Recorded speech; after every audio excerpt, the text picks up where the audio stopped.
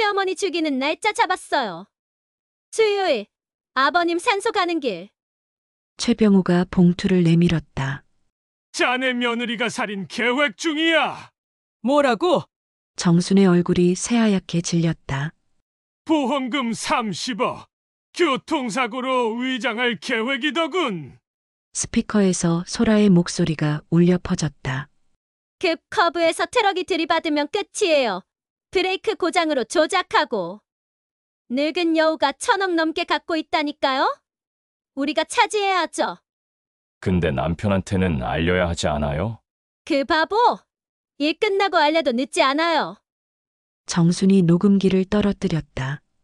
바닥에 부딪히는 소리가 메아리쳤다. 내 아들이, 내가 낳은 자식이 무릎에 힘이 풀려 주저앉은 정순. 평생을 바쳤는데, 평생을! 최병우가 어깨를 잡았다. 정순아, 정신 차려. 내가 먼저 움직여야 해. 정순의 눈빛이 차갑게 변했다. 떨리던 손이 멈췄다. 아니야. 아니야. 내 아들과 며느리가 그럴 리 없어. 이건 잘못된 정보야. 있을 수 없는 일이라고.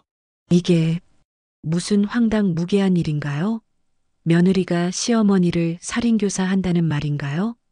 그것도 교통사고를 위장해서 무엇 때문에 이렇게까지 하려고 할까요?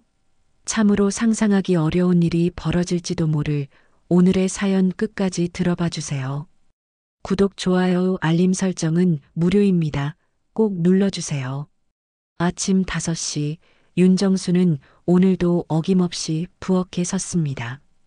70평생 몸에 밴 습관이죠.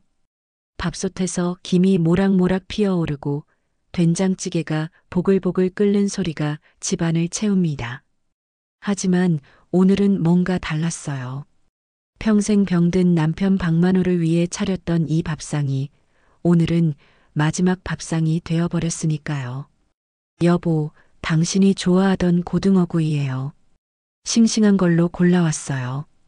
정수는 영정사진 앞에 밥상을 차려놓으며 중얼거렸습니다. 사진 속 남편은 여전히 온화한 미소를 짓고 있었죠.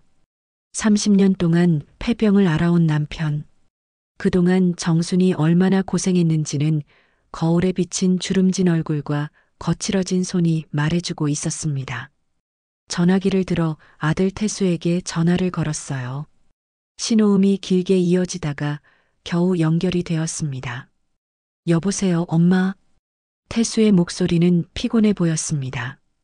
태수야, 아버지가 지금 돌아가셨다. 전화기 너머로 잠시 침묵이 흘렀습니다. 정수는 아들의 대답을 기다렸죠. 아들이 달려와서 아버지의 마지막 가는 길을 함께 지켜줄 거라고 믿었으니까요. 엄마, 지금 해외 출장 중이라서요. 일주일은 있어야 돌아갈 수 있을 것 같아요.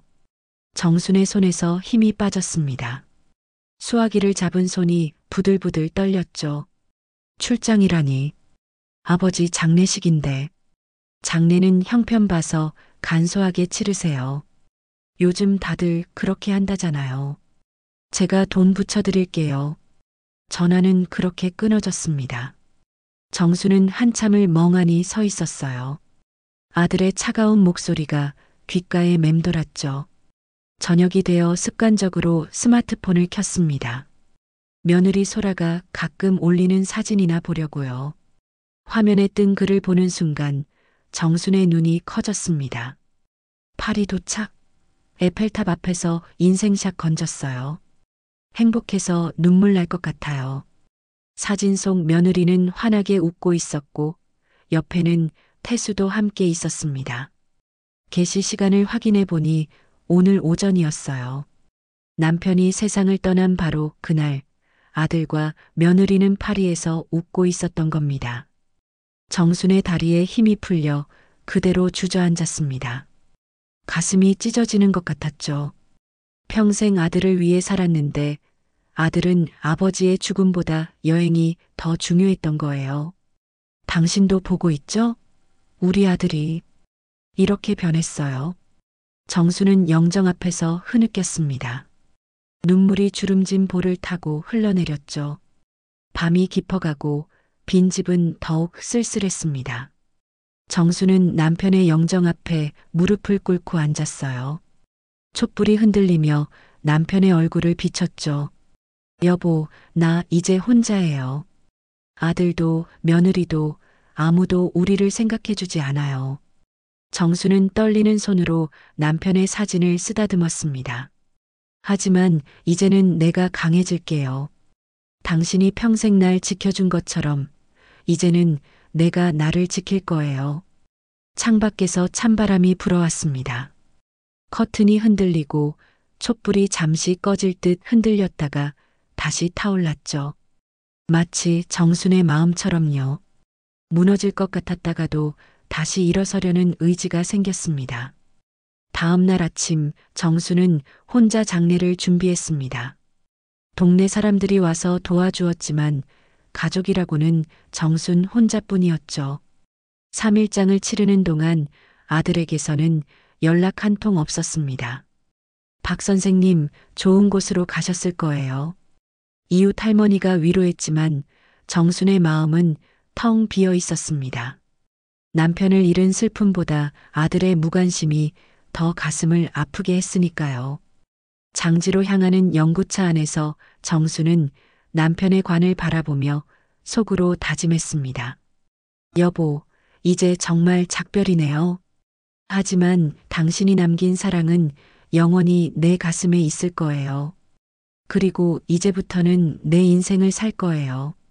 누구의 아내도 누구의 어머니도 아닌 그냥 윤정순으로요. 장례를 마치고 일주일이 지났습니다. 정수는 텅 빈 집에 홀로 앉아 남편의 빈자리를 느끼고 있었죠.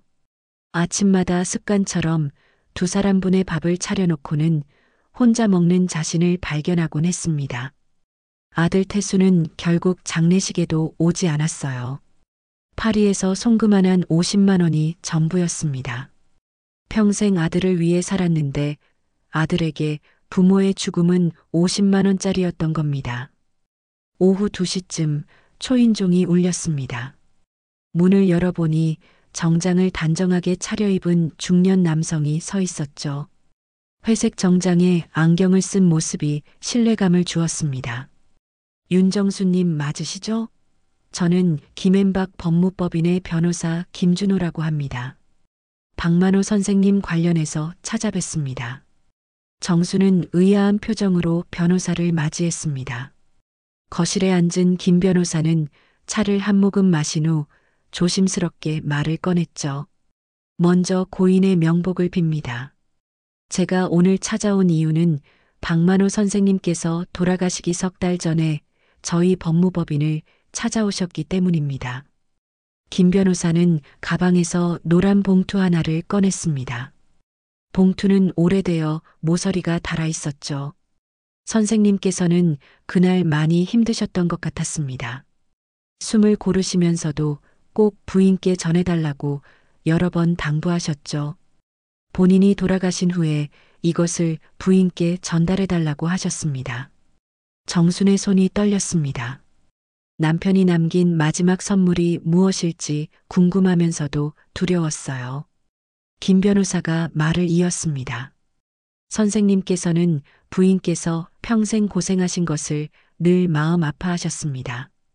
특히 자신 때문에 부인이 젊음을 다 바쳤다고 눈물을 흘리시더군요. 그래서 특별한 준비를 하셨다고 하셨습니다. 떨리는 손으로 봉투를 열어보니 낡은 금고 열쇠 하나와 접힌 종이가 들어 있었습니다. 종이를 펼치자 남편의 삐뚤빼뚤한 글씨가 보였죠. 폐병으로 손까지 떨렸던 남편이 온 힘을 다해 쓴 듯 했습니다. 글씨 하나하나에 힘이 들어가 있었고 중간중간 번진 자국은 아마도 남편의 눈물이었을 겁니다. 정순아, 내가 당신께 짐만 되어 미안했소.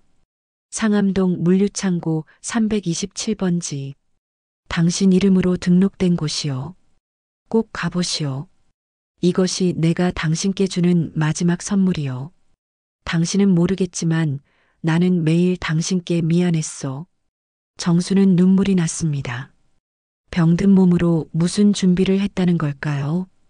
김 변호사가 조용히 말을 이었습니다. 선생님께서는 정말 특별한 분이셨습니다. 부인을 생각하는 마음이 남다르셨죠. 저도 그 내용을 알고 있지만 직접 확인하시는 게 좋을 것 같습니다.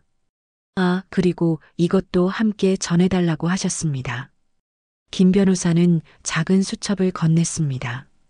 남편이 투병 중에 쓴 일기장이었죠. 정수는 수첩을 펼쳐보았습니다. 오늘도 정순이가 내 약을 챙겨주었다. 미안하다는 말을 하고 싶은데 그 말조차 정순이에게 짐이 될까봐 못하겠다. 정순아, 내가 너무 많은 걸 빼앗은 것 같아 미안해. 다음 날 아침 일찍 정수는 상암동으로 향했습니다. 택시를 타고 가는 내내 가슴이 두근거렸죠. 남편이 대체 무엇을 준비했을까요? 주소를 따라 찾아간 곳은 외진 곳에 있는 오래된 창고였습니다. 주변은 황량했고 녹슨 자물쇠가 달린 철문이 굳게 닫혀 있었죠. 열쇠를 꽂아 돌리자 삐거덕 소리와 함께 문이 열렸습니다. 먼지가 풀풀 날렸고 오래된 곰팡이 냄새가 났죠. 정수는 손수건으로 코를 막으며 안으로 들어갔습니다. 창고 안은 어두웠습니다. 벽을 더듬어 전등 스위치를 찾아 불을 켜자 정수는 그 자리에 얼어붙었어요. 창고 한가운데 커다란 금고가 놓여 있었고 그 위에는 서류 뭉치들이 가득했습니다. 먼지가 쌓여 있었지만 서류들은 비닐로 깨끗하게 포장되어 있었죠. 떨리는 손으로 서류를 하나씩 펼쳐보기 시작했습니다. 첫 번째 서류는 강남 테헤란로 대형 상가 등기부등본이었어요. 30층짜리 건물이었습니다. 두 번째는 판교 신도시 오피스텔 세동의 등기부등본이었고 세 번째는 제주도 관광단지 내 토지 서류였죠. 그리고 삼성전자, 네이버, 카카오 같은 대기업 주식 증서들이 수북이 쌓여 있었습니다. 모든 서류에는 소유자가 윤정순으로 되어 있었어요. 이게 대체 무슨 일이야?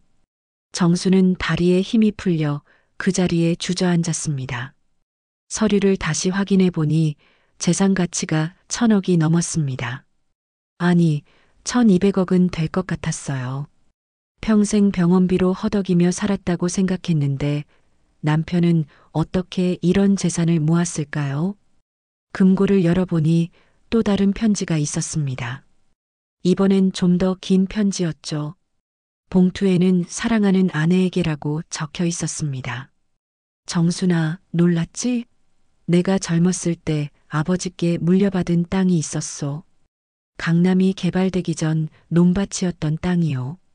일산 신도시 개발 전에 산 땅도 있었고 당신께 말하지 못한 건 당신이 나 때문에 더 고생할까 봐였소. 병원비는 내 연금으로 충분했는데 당신은 늘 돈 걱정을 했지.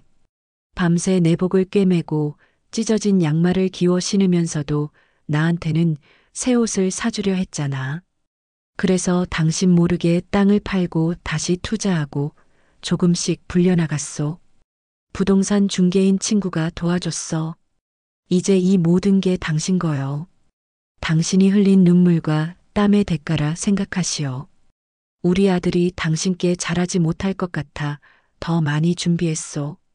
며느리도 당신을 무시하는 것 같아 마음이 아팠어. 이제 당신이 무시받지 않을 거요. 이제 당신 인생을 사시오. 당신은 충분히 그럴 자격이 있소. 미안하고 고맙고 사랑했소. 다음 생이 있다면 내가 당신을 돌봐주고 싶소. 정수는 편지를 가슴에 안고 오열했습니다. 창고 안에 울음소리가 메아리 쳤죠. 남편이 얼마나 자신을 사랑했는지, 얼마나 미안해했는지, 그리고 얼마나 걱정했는지 이제야 알 것 같았습니다. 여보, 당신이 이런 사람이었어요. 나는 왜 이제야 알았을까요? 당신도 아프면서 나를 이렇게 생각해줬는데. 한참을 울던 정수는 천천히 일어났습니다. 서류를 다시 정리해서 가방에 넣었죠. 창고를 나오며 정수는 하늘을 올려다봤습니다. 구름 한 점 없이 맑은 하늘이었어요. 마치 남편이 웃으며 내려다보는 것 같았습니다. 집으로 돌아오는 길, 정순의 걸음걸이가 달라졌습니다. 더 이상 구부정한 모습이 아니었죠. 등을 꼿꼿이 펴고 당당하게 걸었습니다. 지나가는 사람들이 정순을 쳐다봤지만 정순은 개의치 않았어요. 핸드폰이 울렸습니다. 아들 태수였죠. 엄마, 이제 파리에서 돌아왔어요. 집에 계세요? 가는 길인데. 정순의 목소리가 차분했습니다. 그래, 와라.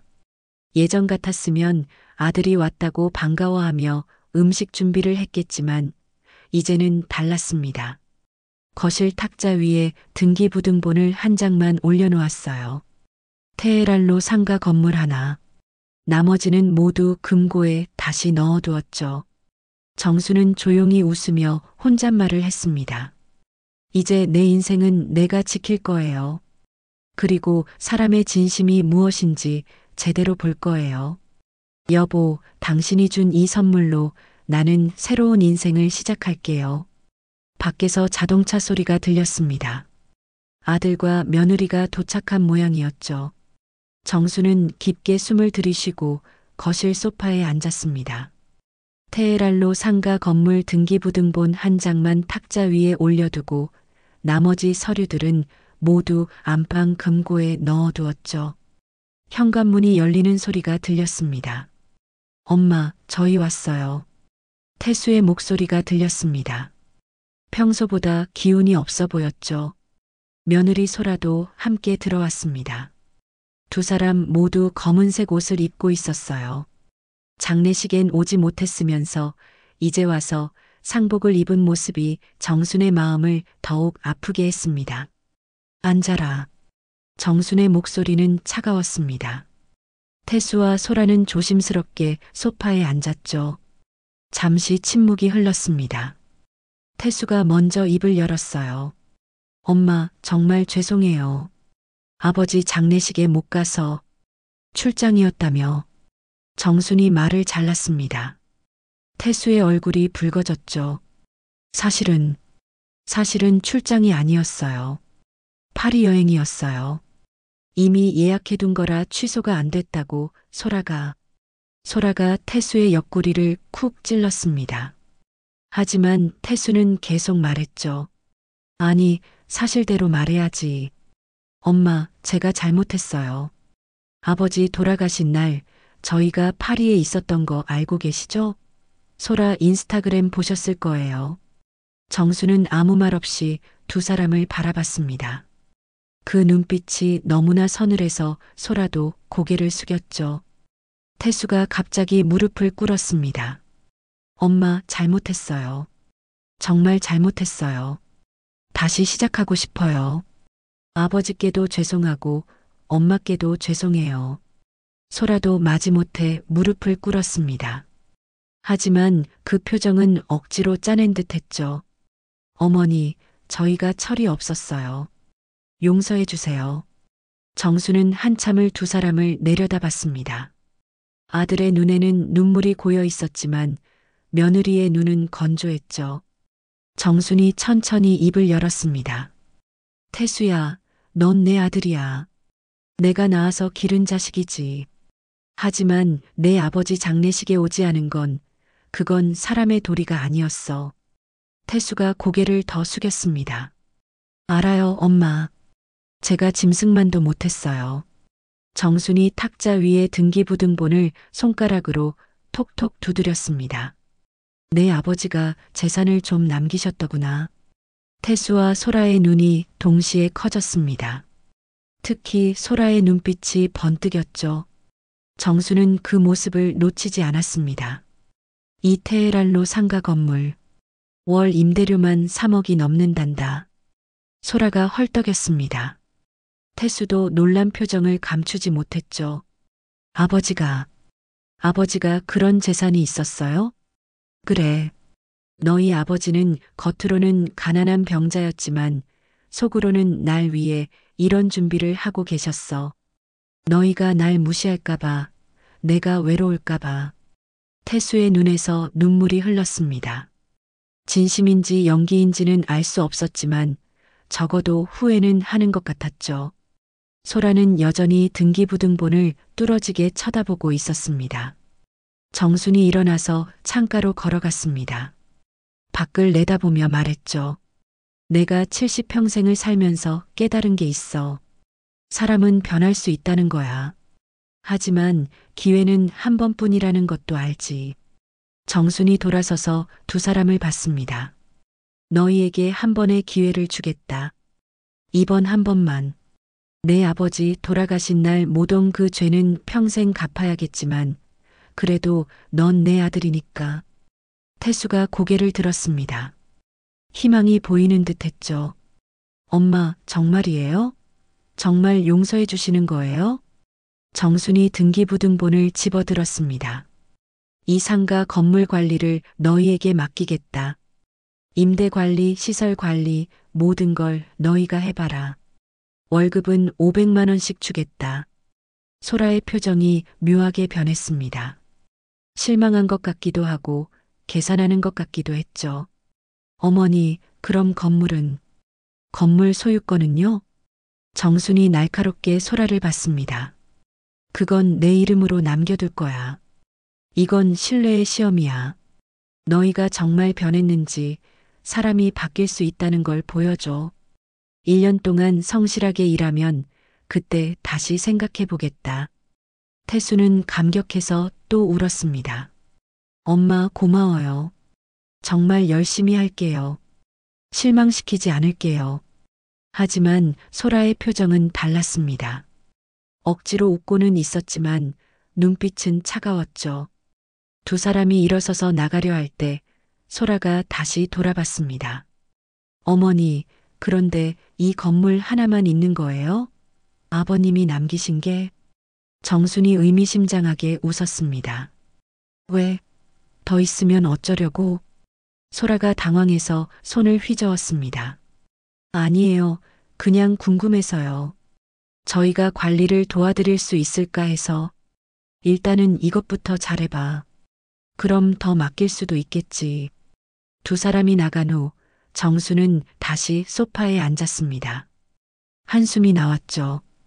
아들은 그래도 후회하는 것 같았지만 며느리는 달랐습니다. 그 욕심 가득한 눈빛을 정수는 놓치지 않았죠. 저녁이 되어 정수는 변호사 김준호에게 전화를 걸었습니다. 김 변호사님, 오늘 아들 부부가 왔다 갔어요. 어떠셨습니까? 제가 생각한 대로였어요. 아들은 그나마 나은데 며느리는 글쎄요. 앞으로 지켜봐야겠어요. 현명하신 판단입니다. 너무 쉽게 모든 걸 주지 마세요. 네, 그럴 생각이에요. 그리고 혹시 모르니까 다른 재산들은 비밀로 해주세요. 전화를 끊고 정수는 남편의 사진을 바라봤습니다. 여보, 내가 잘하고 있는 거 맞죠? 아들을 한 번만 더 믿어봐도 되는 거 맞죠? 그날 밤 태수와 소라의 집에서는 또 다른 대화가 오가고 있었습니다. 여보, 겨우 월 500이야? 건물 임대료가 월 3억이 넘는다면서? 소라의 목소리는 불만으로 가득했습니다. 태수가 달래려 했죠. 그래도 엄마가 용서해 주신 거잖아. 기회를 주신 거야. 기회?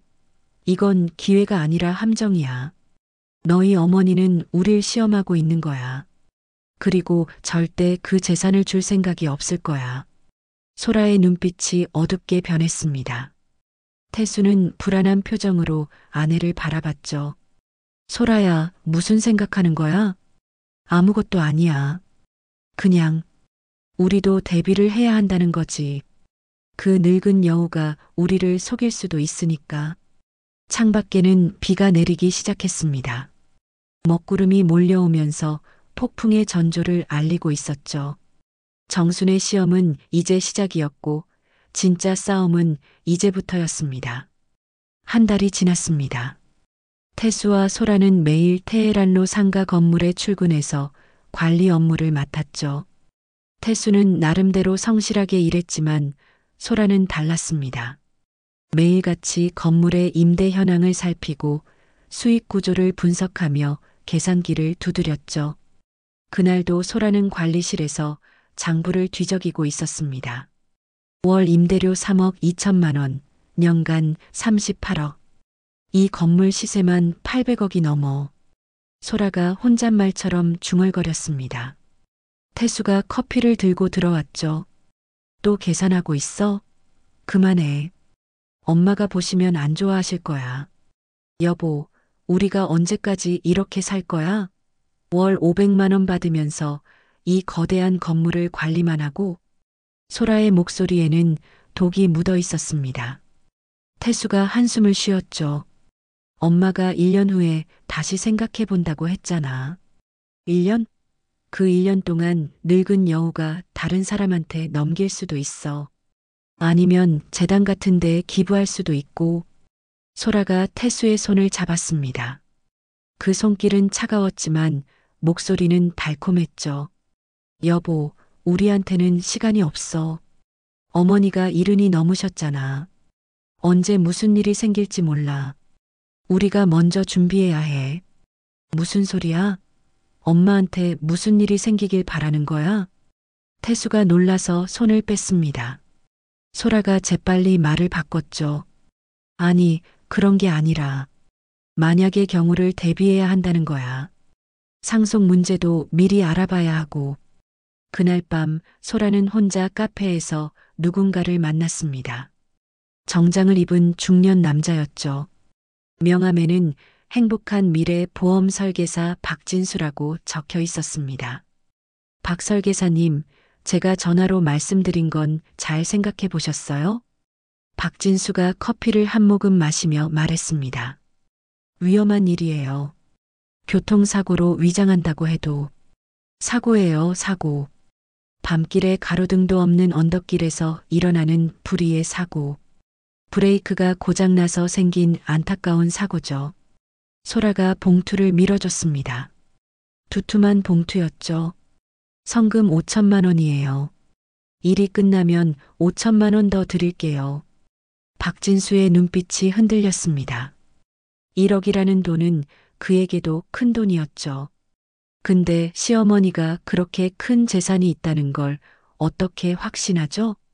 소라가 핸드폰을 꺼내 사진을 보여줬습니다. 테헤랄로 건물 등기부등본이었죠. 이것만 있는 게 아니에요. 분명 더 있을 거예요. 저희 시아버지가 남긴 유산이 이것뿐일 리가 없죠.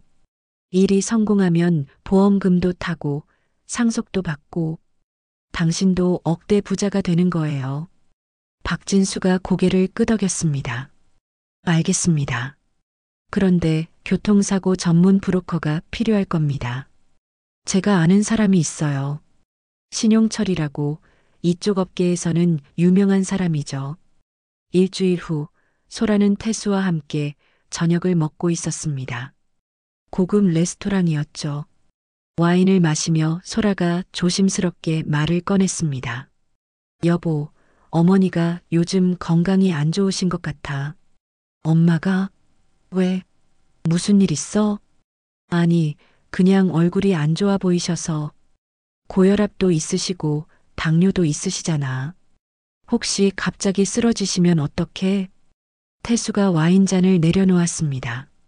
소라야, 대체 무슨 말을 하려는 거야? 소라가 태수의 손을 잡았습니다. 이번에는 따뜻한 손길이었죠.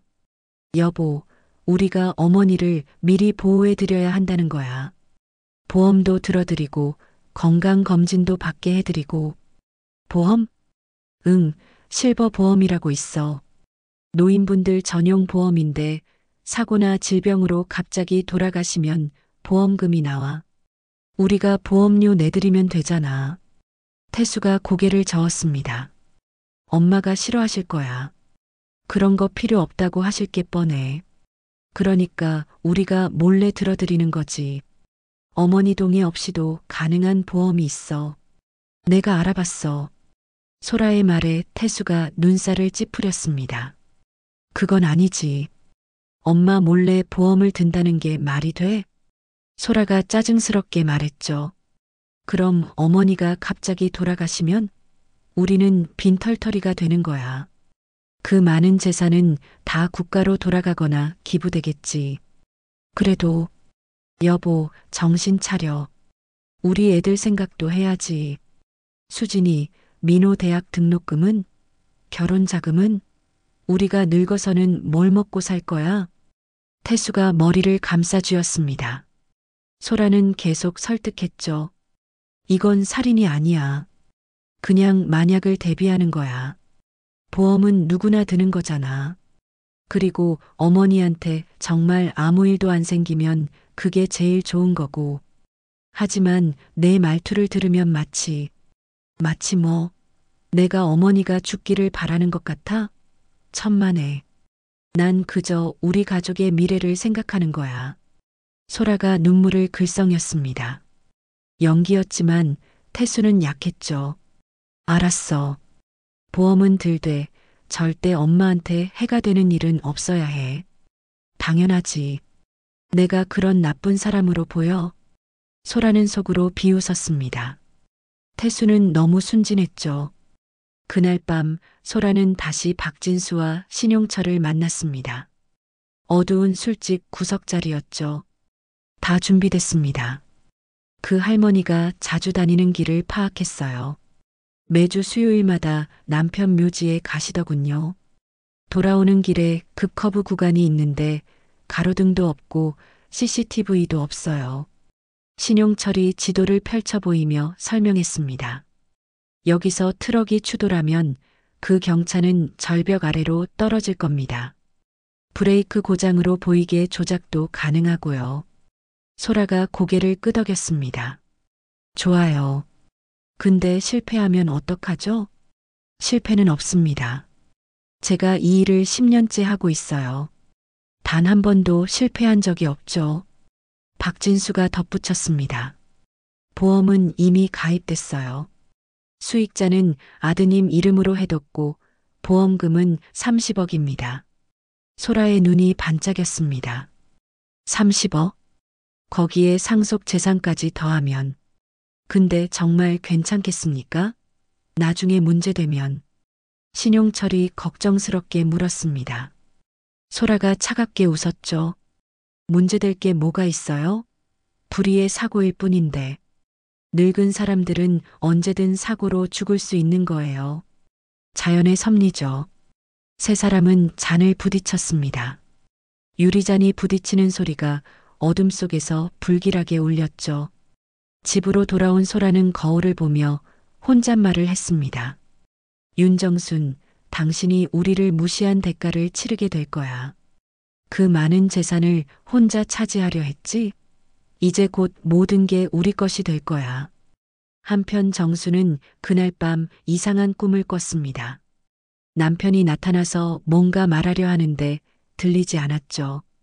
남편의 표정이 너무나 급박해 보였습니다. 정수는 식은땀을 흘리며 잠에서 깼습니다. 여보, 무슨 일이 있는 거예요? 왜 꿈에 나타나서 그런 표정을 짓는 거예요? 정수는 불안한 마음을 떨칠 수 없었습니다. 뭔가 좋지 않은 일이 일어날 것 같은 예감이 들었죠.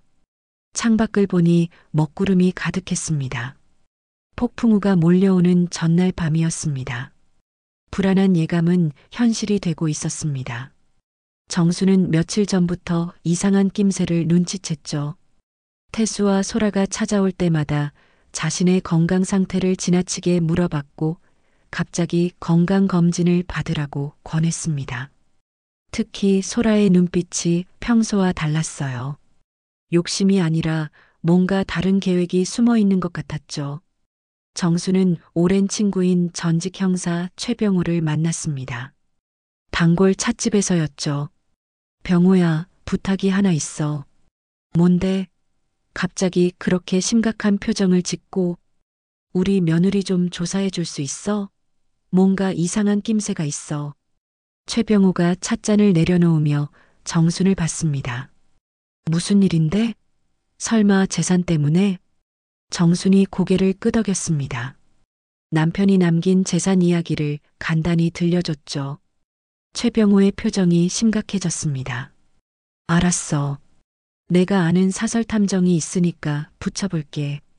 요즘은 이런 일이 많아서 전문가들이 있어. 일주일 후 최병우가 다시 찾아왔습니다. 손에는 두툼한 서류 봉투를 들고 있었죠. 정순아, 내 예감이 맞았어. 며느리가 보험 설계사랑 자주 만나고 있더라. 그것도 교통사고 전문 브로커까지 끼고 있어. 정순의 손이 떨렸습니다. 설마 했던 일이 사실이었던 거죠. 여기 사진이랑 녹음 파일이 있어. 며느리가 내 보험을 몰래 들었더라. 수익자는 태수 이름으로 되어 있고 보험금이 30억이야. 정순이 녹음 파일을 들어봤습니다. 소라의 목소리가 선명하게 들렸죠.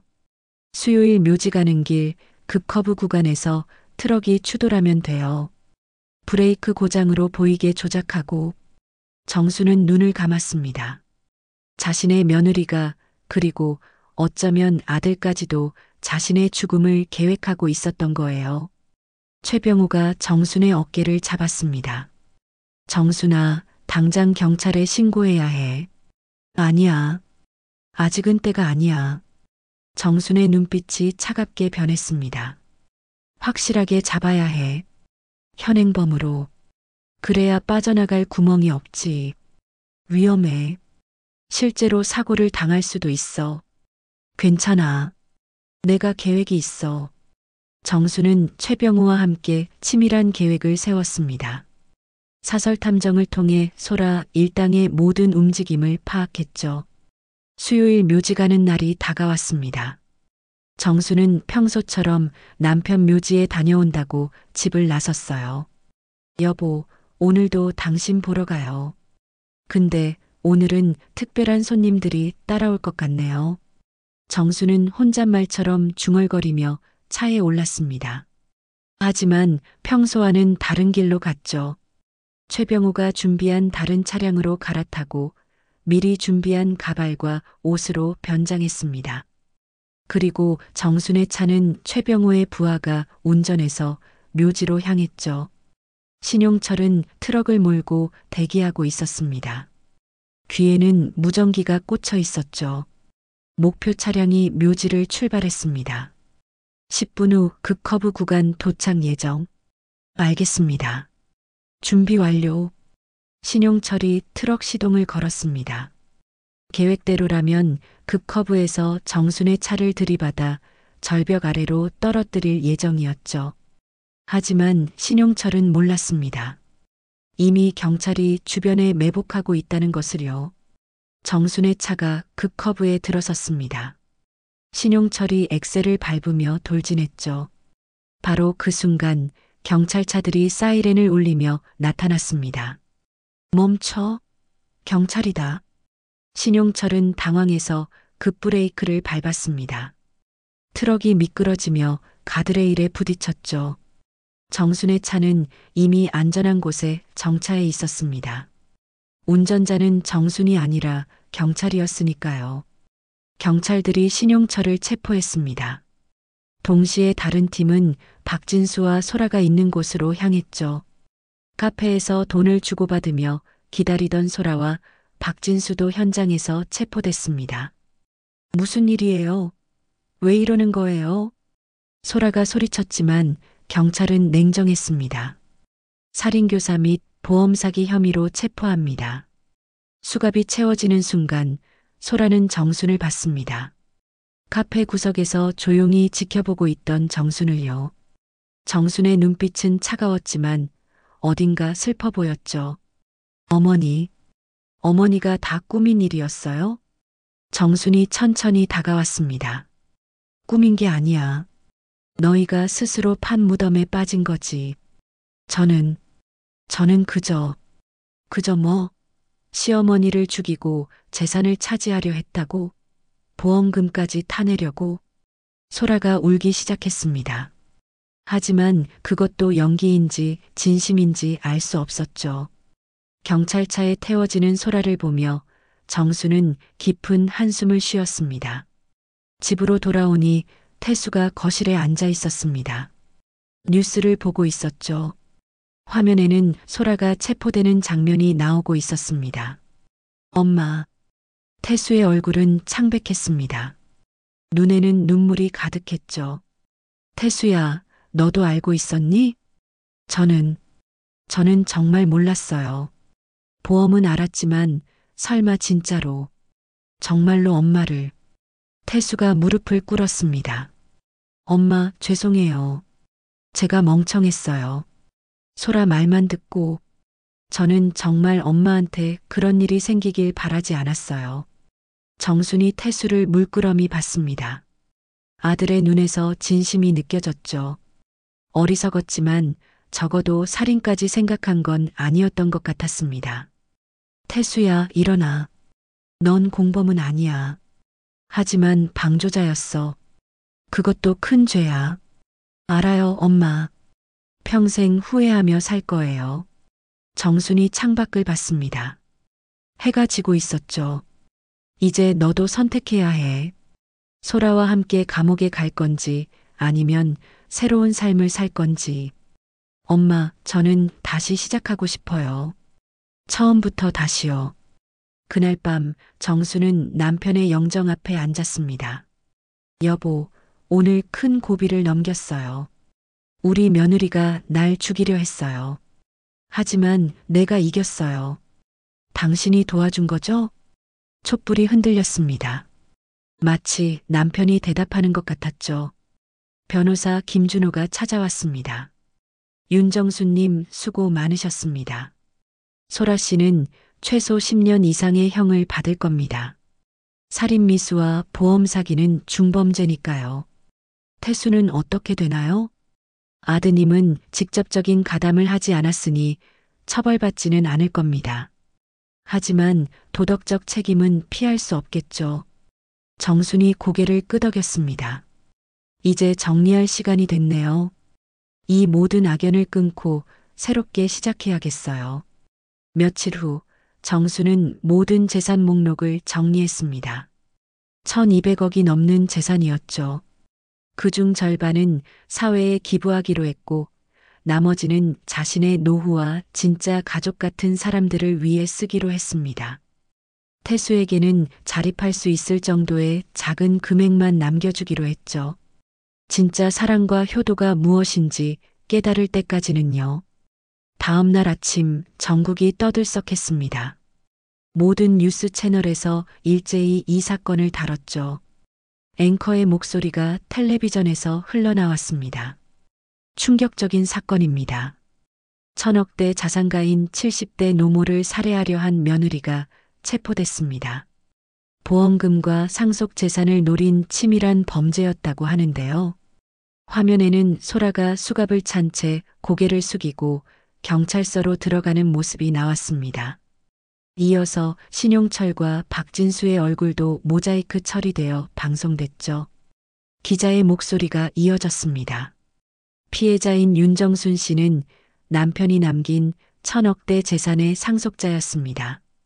며느리 소라 씨는 시어머니 몰래 30억짜리 보험을 가입시킨 뒤 교통사고로 위장한 살인을 계획했다고 경찰은 밝혔습니다. 정순의 집 앞에는 취재진이 몰려들었습니다. 카메라와 마이크를 든 기자들이 줄을 서 있었죠. 정순은 검은색 정장을 단정하게 입고 현관 앞에 섰습니다. 수십 개의 카메라가 정순을 향했고 플래시가 터졌죠. 한 기자가 마이크를 내밀었습니다. 윤정수님, 며느리의 살인 시도를 어떻게 알아차리셨습니까? 정순이 차분하게 대답했습니다. 평소와 다른 행동들이 있었어요. 지나치게 제 건강을 걱정한다거나 갑자기 보험 이야기를 꺼낸다거나 무엇보다 눈빛이 달랐습니다. 욕심이 사람을 변하게 만든 거죠. 다른 기자가 물었습니다. 아드님도 관련이 있었나요? 정순의 표정이 잠시 어두워졌습니다. 아들은 직접적으로 가담하지는 않았습니다. 하지만 알면서도 방관했죠. 그것도 큰 잘못입니다. 1000억이 넘는 재산이 화근이 됐다고 보시나요? 정순이 카메라를 정면으로 봤습니다. 침착하면서도 단호한 목소리로 말했죠. 돈이 사람을 죽이는 게 아닙니다. 욕심이 사람을 망칩니다. 제 남편은 저를 위해 그 재산을 남겼지만 그것이 가족을 파괴하는 독이 될 줄은 몰랐을 겁니다. 정순의 눈에 눈물이 맺혔습니다. 하지만 흘리지는 않았죠. 기자들이 연신 셔터를 눌렀습니다. 그래도 내 아들이고 며느리였기에 미워도 슬픕니다. 가족이란 이름으로 함께했던 시간들이 모두 거짓이었다는 게 가장 아프네요. 인터뷰가 끝나고 정순이 집으로 들어간 뒤에도 기자들은 떠나지 않았습니다. 이 충격적인 사건은 연일 톱뉴스를 장식했죠. 방송을 본 사람들의 반응은 다양했습니다. 온라인 댓글들이 쏟아졌죠. 돈이 많으면 가족도 적이 되는구나. 그래도 며느리가 너무했다. 시어머니가 재산을 혼자 차지하려 해서 생긴 일 아니냐 등등 각자의 의견을 쏟아냈습니다. 한편 구치소에 있는 태수는 면회실에서 뉴스를 봤습니다. 어머니가 담담하게 인터뷰하는 모습을 보며 눈물을 흘렸죠. 교도관이 태수를 불렀습니다. 면회 왔습니다. 면회실로 가보니 정순이 앉아 있었습니다. 유리창 너머로 마주 앉은 모자는 한참 동안 말이 없었죠. 태수가 먼저 입을 열었습니다. 엄마, 뉴스 봤어요. 죄송해요. 태수야, 넌 왜 소라를 말리지 않았니? 저도 욕심이 있었어요. 그 많은 재산을. 저도 탐이 났어요. 하지만 정말 엄마를 해치려는 생각은 없었어요. 정순이 한숨을 쉬었습니다. 욕심이 너를 망친 거야. 내가 어렸을 때는 그렇게 착한 아이였는데. 엄마, 넌 직접 가담하지 않아서 처벌은 받지 않을 거야. 하지만 앞으로 어떻게 살 건지는 내가 결정해야 해. 태수가 고개를 들었습니다. 다시 시작하고 싶어요. 처음부터 다시 성실하게 살고 싶어요. 정순이 작은 봉투를 꺼냈습니다. 여기 1,000만 원이 있다. 이걸로 작은 사업이라도 시작해봐라. 하지만 이게 마지막이야. 더 이상의 도움은 없을 거야. 엄마, 저는 그런 거 받을 자격이 있고 없고를 따지면 넌 아무것도 받을 자격이 없어. 하지만 그래도 넌 내 아들이니까. 마지막 기회를 주는 거야. 정순이 일어섰습니다. 태수가 울며 소리쳤죠. 엄마, 정말 죄송해요.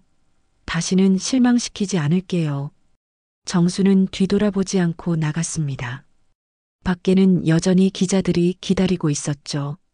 정수는 조용히 차에 올라탔습니다. 집으로 돌아온 정수는 텔레비전을 켰습니다. 시사 프로그램에서 이 사건을 심층 분석하고 있었죠. 전문가가 나와서 설명했습니다. 이번 사건은 고령화 사회의 어두운 단면을 보여줍니다.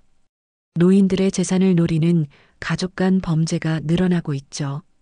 특히 상속 재산을 둘러싼 갈등이 극단적인 범죄로 이어지는 경우가 많습니다. 정수는 텔레비전을 껐습니다. 조용한 거실에서 혼자 생각에 잠겼죠. 전화벨이 울렸습니다. 변호사 김준호였습니다. 윤정수님, 오늘 언론 인터뷰 잘 보았습니다. 담담하게 잘 대처하셨어요. 고맙습니다. 김 변호사님. 소라 씨 재판 날짜가 잡혔습니다. 다음 달 15일입니다. 증인으로 출석하셔야 할 것 같습니다. 알겠습니다. 꼭 가겠습니다. 전화를 끊고 정수는 남편의 사진을 봤습니다. 여보, 우리가 이렇게 될 줄 알았다면 차라리 그 재산을 남기지 않는 게 나았을까요? 하지만 당신 덕분에 저는 사람의 진면목을 볼 수 있었어요. 그리고 이제 정말로 새로운 삶을 시작할 수 있게 됐어요. 동네 사람들도 이 소식을 듣고 충격을 받았습니다. 슈퍼마켓 주인 김 사장이 단골 손님들과 이야기를 나눴죠. 윤정순 씨가 그렇게 큰 부자였다니. 전혀 몰랐어요. 항상 소박하게 사시던데. 그러게요. 며느리가 어떻게 그런 나쁜 생각을 했을까요? 돈이 사람을 미치게 만드는 거죠. 정순의 친구 영희가 찾아왔습니다. 정순아, 괜찮아? 뉴스 보고 깜짝 놀랐어. 괜찮아. 오히려 시원해. 이제야 모든 게 정리된 것 같아. 그래도 아들이랑 며느리가 그렇게 되다니. 팔자야 뭐. 이제부터는 나를 위해 살 거야. 남은 인생은 짧잖아. 그날 밤 정수는 일기를 썼습니다. 오늘 모든 진실이 세상에 공개됐다. 부끄럽기도 하고 아프기도 하다. 하지만 이제 거짓은 없다. 며느리의 가면이 벗겨졌고 아들의 나약함도 드러났다. 나는 이제 혼자다. 하지만 오히려 자유롭다. 남편이 남긴 재산으로 좋은 일을 하며 살 것이다. 욕심 없이, 미움 없이, 그저 담담하게. 창밖에는 별이 빛나고 있었습니다. 정수는 창문을 열고 밤 공기를 들이마셨죠. 차가운 바람이 얼굴을 스쳤지만 마음은 오히려 따뜻했습니다. 모든 것이 끝났고 새로운 시작이 기다리고 있었으니까요. 석 달이 흘렀습니다. 소라는 살인미수와 보험 사기로 징역 15년을 선고받았죠. 태수는 직접 가담하지 않았지만 범죄를 알면서도 방조한 혐의로 징역 2년을 선고받았습니다. 정수는 재판장에서 두 사람이 수갑을 찬 채 끌려가는 모습을 지켜봤었죠. 아들이 돌아서며 어머니를 바라봤지만 정수는 시선을 피했습니다. 오늘은 태수가 수감된 지 2달째 되는 날이었습니다. 정수는 처음으로 면회를 가기로 했죠. 아침 일찍 일어나 검은색 코트를 입고 가방 속에 남편의 낡은 손목 시계를 넣었습니다. 남편이 평생 차고 다니던 시계였죠. 뒷면에는 사랑하는 만호에게 정순이라고 새겨져 있었습니다. 교도소로 가는 길은 멀고도 무거웠습니다. 차창 밖으로 스쳐 지나가는 풍경이 을씨년스러웠죠. 겨울이 다가오고 있었습니다. 나무들은 앙상한 가지만 남았고 하늘은 잿빛이었어요. 교도소 정문에 도착한 정수는 신분증을 보이고 면회 절차를 밟았습니다. 대기실에서 기다리는 동안 다른 면회객들의 모습이 눈에 들어왔죠. 울고 있는 젊은 여자, 아이를 데리고 온 할머니, 모두가 저마다의 아픔을 안고 있었습니다. 윤정수님, 면회실로 오세요. 교도관의 안내를 받아 면회실로 들어갔습니다. 유리창 너머로 태수가 들어왔죠. 불과 2달 만에 태수는 몰라보게 초췌해져 있었습니다. 수염이 덥수룩하게 자랐고 눈은 푹 꺼져 있었어요. 죄수복을 입은 모습이 정순의 가슴을 아프게 했습니다. 태수가 수화기를 들었습니다. 정순도 수화기를 들었죠. 엄마. 태수의 목소리는 갈라져 있었습니다. 눈에는 벌써 눈물이 고여 있었죠. 엄마 와주셔서 감사해요. 안 오실 줄 알았어요. 정순이 아들을 물끄러미 봤습니다. 한때는 자랑스러운 아들이었죠. 좋은 대학을 나와 대기업에 다니던 아들. 하지만 지금은 죄수복을 입은 죄인이 되어 있었습니다. 태수야, 잘 지내니? 네. 아니, 사실은 힘들어요. 매일 후회하고 있어요. 태수가 고개를 숙였습니다. 엄마, 내가 미쳤었어요. 소라 말만 듣고 그 많은 재산에 눈이 멀어서 엄마를 지켜드려야 했는데 오히려 위험에 빠뜨렸어요. 이제 와서 후회해도 소용없어. 일은 이미 벌어졌고 넌 대가를 치르고 있는 거야. 정순의 목소리는 차가웠지만 눈빛은 복잡했습니다. 미움과 연민이 섞여 있었죠. 엄마, 용서해 주세요. 제발, 한 번만 용서해 주세요. 태수가 유리창에 이마를 대고 울었습니다. 어깨가 들썩이며 흐느꼈죠. 정수는 한참을 말없이 아들을 바라봤습니다. 그 모습이 어렸을 때 잘못하고 울던 태수의 모습과 겹쳐 보였어요. 태수야, 내가 너를 어떻게 키웠는지 기억하니? 태수가 고개를 들었습니다. 내 아버지가 아파서 누워있을 때 나는 너 하나만 바라보고 살았어. 공부 잘해서 출세하기를 바랐고 좋은 사람 만나 행복하게 살기를 바랐지. 그런데 넌, 정순의 목소리가 떨렸습니다. 넌 돈에 눈이 멀어 부모를 배신했어. 아버지 장례식에도 오지 않았고 나를 죽이려는 계획을 방관했어. 죄송해요, 엄마. 1000번 만번 죄송해요. 미안하다는 말로 모든 게 용서되는 건 아니야. 정순이 가방에서 남편의 손목시계를 꺼냈습니다. 유리창 너머로 보이도록 들어 올렸죠. 이게 뭔지 알아? 태수가 시계를 봤습니다. 아버지 시계. 그래, 내 아버지가 평생 차고 다니던 시계야. 이 시계는 우리가 결혼할 때 내가 선물한 거야. 비싸지 않은 시계였지만 내 아버지는 죽는 날까지 이것만 차고 다녔어. 정순이 시계를 유리창에 대고 올려놓았습니다. 이제 내가 이 시계를 가져라. 그리고 시간의 무게를 느껴봐. 내가 낭비한 시간, 배신으로 얼룩진 시간, 그리고 앞으로 속죄해야 할 시간을. 태수가 떨리는 손으로 유리창을 만졌습니다. 시계를 만질 수는 없었지만 그 의미는 충분히 전달됐죠. 엄마, 다시 살고 싶어요. 출소하면 정말 새 사람이 되고 싶어요. 정순이 천천히 일어섰습니다. 용서는 내가 하는 게 아니야. 용서는 시간이 하는 거야.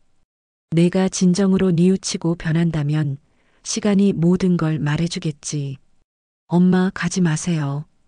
조금만 더. 정순이 돌아서며 마지막 말을 했습니다. 나는 이제 내 시간을 살 거야. 너를 위해서가 아니라 나를 위해서. 내 아버지가 남긴 재산으로 좋은 일을 하면서 남은 인생을 의미 있게 살 거야. 정순이 면회실을 나가려 할 때 태수가 소리쳤습니다. 엄마, 사랑해요. 정말 사랑해요. 정수는 잠시 걸음을 멈췄습니다. 하지만 돌아보지는 않았죠. 그냥 조용히 문을 열고 나갔습니다. 복도를 걸어 나오며 정수는 눈물을 닦았습니다. 아무리 미워도 자식은 자식이었어요. 가슴 한구석이 찢어지는 것 같았죠. 하지만 정수는 알고 있었습니다. 때로는 사랑도 거리를 두어야 한다는 것을요. 너무 가까우면 서로를 망치게 된다는 것을요. 교도소를 나와 주차장으로 걸어가는데 하늘에서 첫눈이 내리기 시작했습니다. 하얀 눈송이가 정순의 어깨에 내려앉았죠. 정순은 하늘을 올려다봤습니다. 여보, 첫눈이에요. 당신이 좋아하던 첫눈이. 정순은 차에 올라탔습니다. 백미러로 교도소를 한번 돌아본 뒤 앞을 향해 운전했죠. 라디오에서는 옛날 노래가 흘러나왔습니다. 정순과 남편이 젊었을 때 함께 듣던 노래였어요. 집으로 돌아온 정순은 남편의 영정 앞에 앉았습니다. 여보, 오늘 태수를 만나고 왔어요. 많이 후회하고 있더라고요.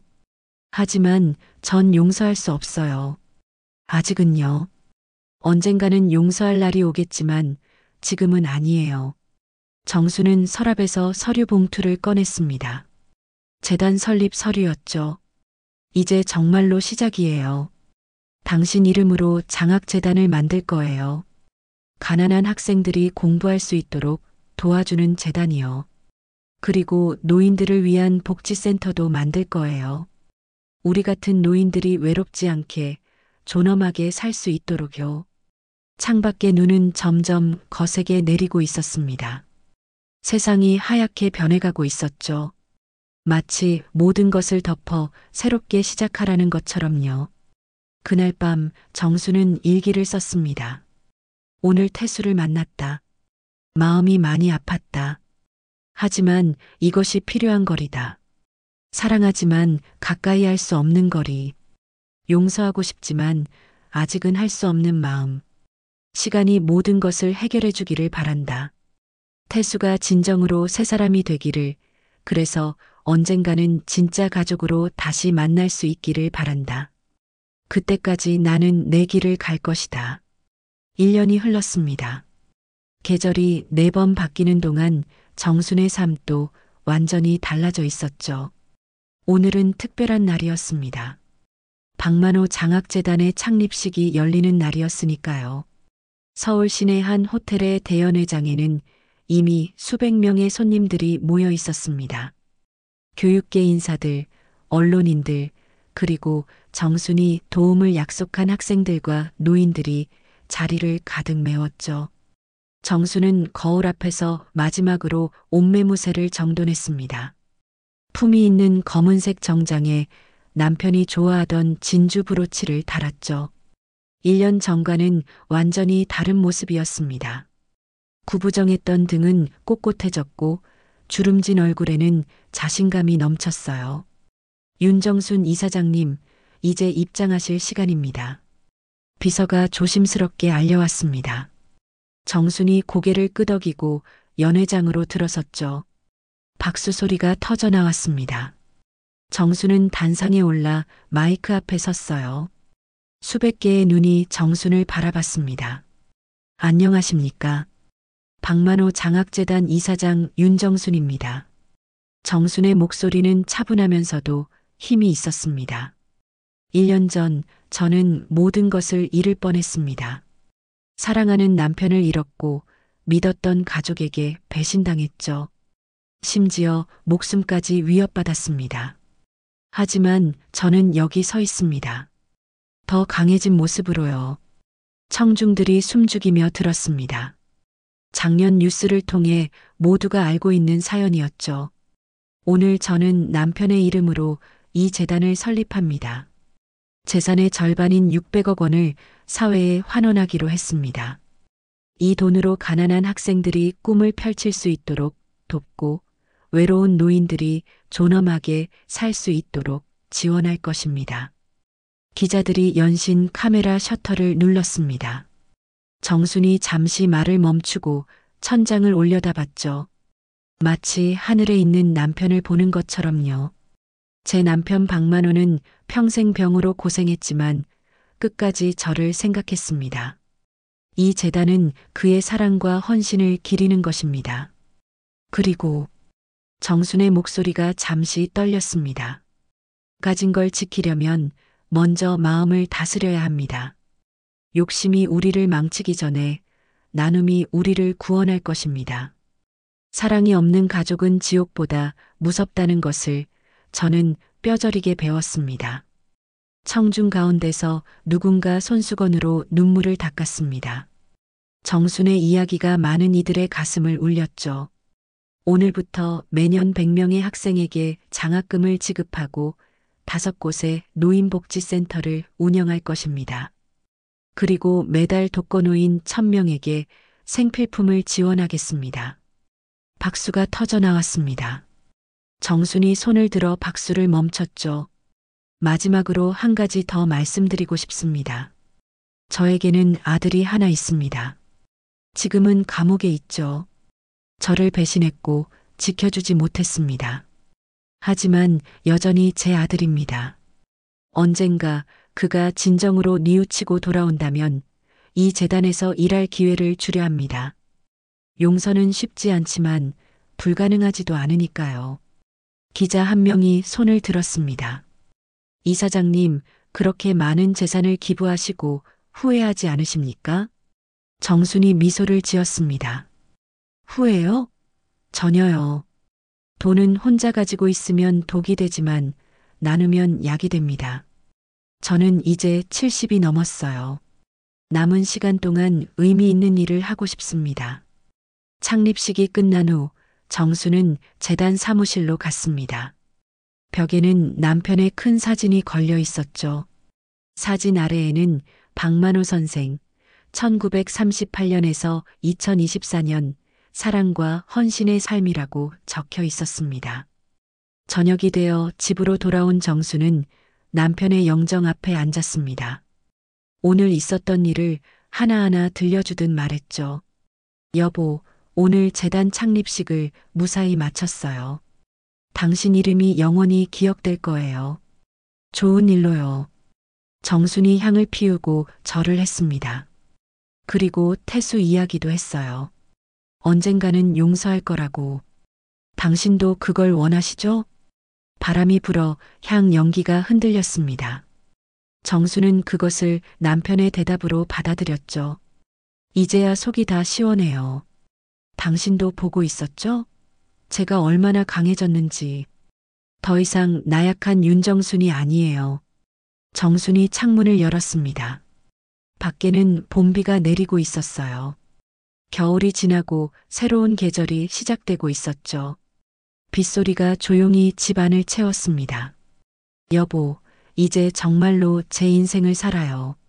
당신을 위해서도 아들을 위해서도 아닌 오직 저를 위해서요.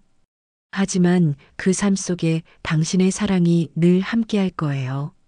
정수는 일어나서 부엌으로 갔습니다. 간단한 저녁을 차려 혼자 먹었죠. 텔레비전에서는 오늘 재단 창립 소식이 뉴스로 나오고 있었습니다. 1000억대 자산가 윤정순 씨, 재산 절반 사회 환원, 박만호 장학재단 설립. 정수는 텔레비전을 끄고 일기장을 펼쳤습니다. 마지막 일기를 쓰기 위해서였죠. 오늘로 모든 것이 끝났다. 아니, 새롭게 시작됐다.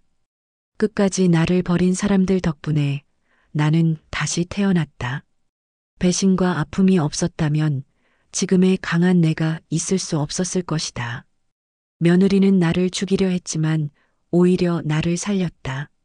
아들은 나를 버렸지만 덕분에 나는 나 자신을 찾았다. 이제 남은 인생은 덤이다. 하지만 가장 값진 덤이 될 것이다. 남편이 남긴 사랑을 나누며 세상을 조금 더 따뜻하게 만들며 살 것이다. 70년 만에 처음으로 나는 자유롭다. 그리고 행복하다. 정순이 일기장을 덮고 펜을 내려놓았습니다. 창밖의 빗소리가 자장가처럼 들렸죠. 정수는 소파에 기대어 눈을 감았습니다. 입가에는 평화로운 미소가 떠올랐어요. 전화벨이 울렸습니다. 변호사 김준호였죠. 이사장님, 오늘 정말 감동적이었습니다. 박만호 선생님도 하늘에서 기뻐하실 겁니다. 고맙습니다. 김 변호사님 도움이 없었다면 불가능했을 거예요. 아, 그리고 한 가지 소식이 있습니다. 태수 씨가 모범수로 선정되어 형기가 단축될 것 같습니다. 1년 후면 출소할 수 있을 것 같아요. 정순이 잠시 침묵했습니다. 그래요. 잘 됐네요. 나와서 제대로 된 사람이 되길 바랄 뿐이에요. 전화를 끊고 정수는 다시 남편의 사진을 봤습니다. 여보, 우리 아들이 1년 후에 나온대요. 그때쯤이면 저도 태수를 용서할 수 있겠죠? 시간이 모든 상처를 아물게 해주겠죠? 빗소리는 계속되었습니다. 정순의 이야기도 여기서 끝이 났죠. 배신과 욕망, 그리고 용서와 사랑의 이야기. 70평생 남을 위해 살았던 한 여인이 마침내 자기 자신을 찾은 이야기였습니다. 끝까지 시청해 주셔서 감사합니다. 지금까지 이 이야기 어디서 시청하고 계셨나요? 지역 이름이나 어느 장소 댓글로 달아주시면 감사한 마음으로 꼭 반갑게 답글로 인사드리겠습니다. 구독, 좋아요, 알림 설정도 부탁드립니다.